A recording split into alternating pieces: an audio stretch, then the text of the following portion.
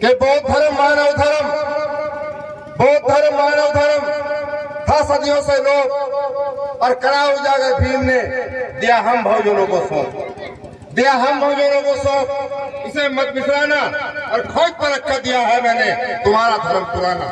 कह परी कबीर है बहुजनों इससे ही तुम्हारी मुक्ति, छोड़ दो संतों का पाखंड और छोड़ दो ईश्वर की भक्ति। ये मानव कल्याण का धर्म है, इससे मानव कल्याण होता है, मानव का भला होता है, सबके कल्याण की भावना रखी गई है धर्म के अंदर।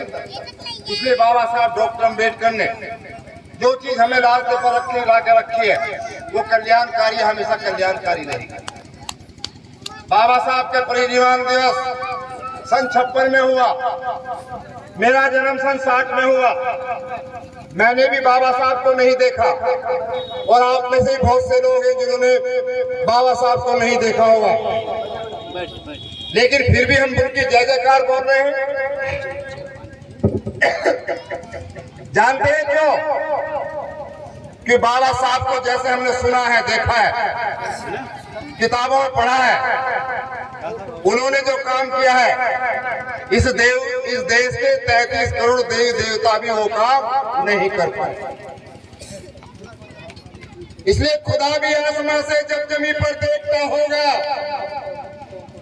कहते हैं कि यहाँ भगवान रहते हैं, हम विश्वास नहीं करते उन पर, आसमान वालों पर, लेकिन यदि फिर भी कहीं कोई है कि खुदा भी आसमां से जब जमीन पर देखता होगा, अरे इस अम्बेडकर को किसने बनाया 1000 बार सोचना होगा।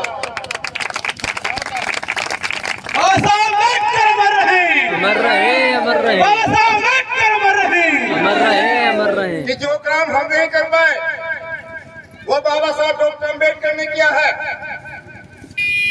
इस देश की प्राचीन व्यवस्था जो वर्णवादों पर आधारित थी, हर आदमी को अलग अलग बांट दिया गया।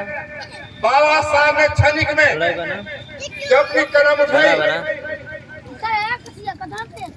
तो सबको नेस्ता ना बोल कर दिया और पता भी नहीं करने। दुनिया का एक बात भारत देश है जब व्यवस्था पलटने के लिए खूनी क्रांति नहीं हुई, बाबा साहब ने केवल कर्म से ही क्रांति कर दी। और देश की जो मनोव्यवस्था थी जो पहले से चली आ रही थी हजारों साल से, जाति व्यवस्था कि एक पढ़ेगा एक लड़ेगा, एक पढ़ेगा एक लड़ेगा, एक करे व्यापार और तुम सबकी सेवा करोगे, ऐसा था उनके ग्रंथों में अधिकार।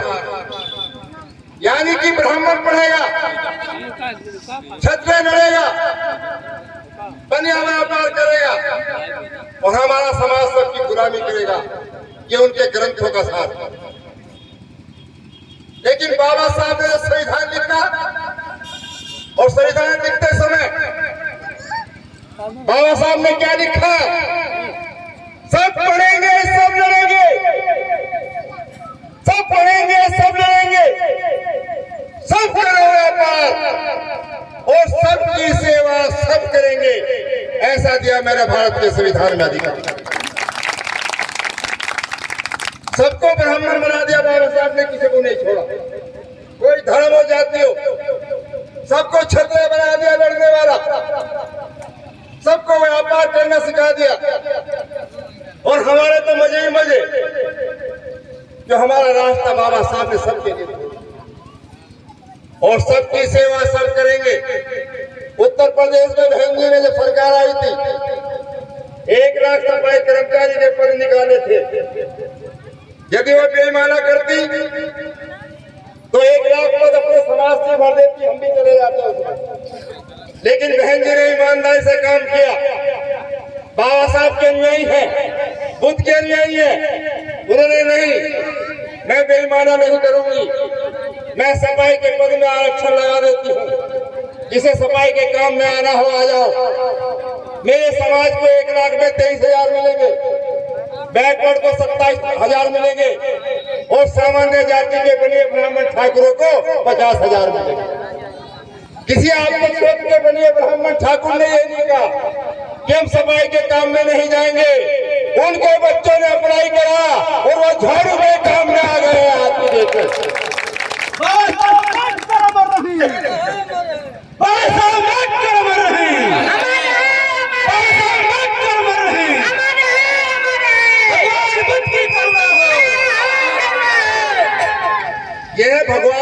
बुद्ध का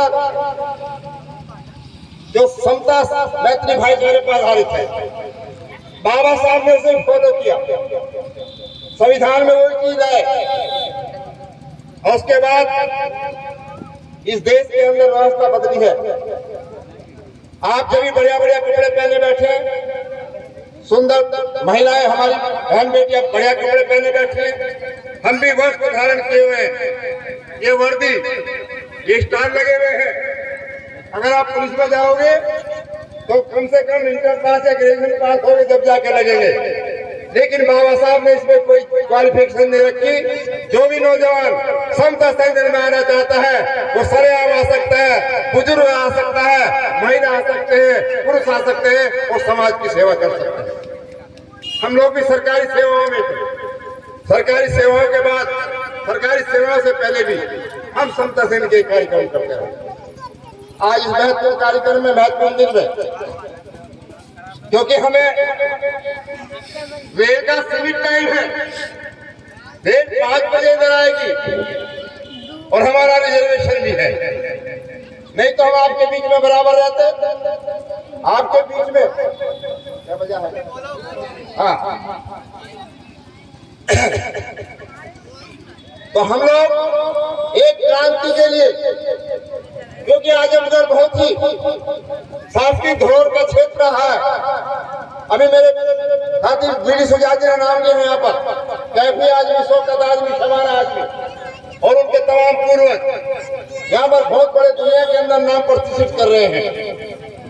इसलिए आप सबका कर्तव्य बनता है कि यदि आपने पंचशील का झंडा लगा लिया है, दर्शन बोल लिया है, आचार्य चंद्रजी गौतम जी ने जीवन लगा दिया है क्षेत्र के अंदर, तो ये अनुवाद चलता रहना चाहिए। क्योंकि कोई भी चीज घर से चलती है और घर में जब सबसे पहले जो माँ होती है, माँ ही बच्चों को सिखाती है। मेरी माँ भी यही सिखा रही थी बचपन में। त्योहार के नाम पर क्या करती थी मेरी माँ, जब घर में त्योहार होता था असली खिलाया करती थी, हमें नहीं खिलाया कभी भी, क्योंकि महंगा बहुत था, पैसे थे नहीं। लेकिन देवताओं को पूजने के लिए असली खिलाया करती थी उधार पैसे लेकर। ये गोबर की कलसी होती थी सूखी हुई, चिराग हुआ करता था, जोत जलाई उसके आगे रख दी, सारा घी उड़ेल दिया, धुआं ही धुआं हो गया घर में। हमने पूछा री माँ क्या कर रही है, कि बेटा देवताओं को बुला रही हूँ।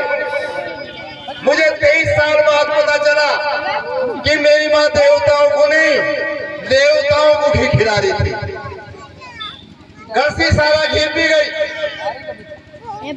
और थोड़ी देर बाद चिराग आगे कर दिया, उसमें आग लग गया, फट सारा घी खत्म।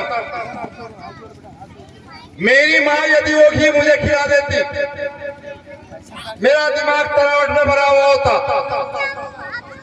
मेरी माँ ने तो ये काम नहीं किया, लेकिन मैंने जरूर इस काम को किया।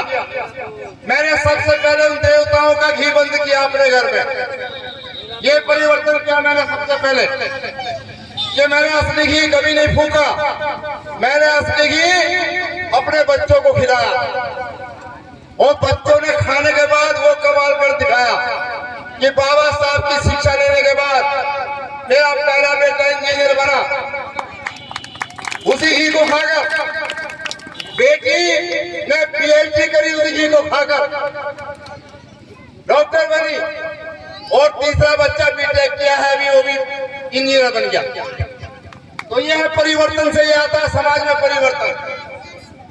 यदि आप भी संकल्प लेके यहाँ पर बैठे हैं, जितने महिलाएं बैठी हैं, माताएं बैठी हैं, ये संकल्प करके जाए यहाँ से कि आज के बाद असली घी नहीं फूकेगा घर में। अगर चिराग जलाना है तो सरसों के तेल का चिराग जलाइए, असली घी को फूकना बंद करिए। बोलो हाथ उठा के, मानेगी इस बात को? पुरुष भी उठाए हाथ।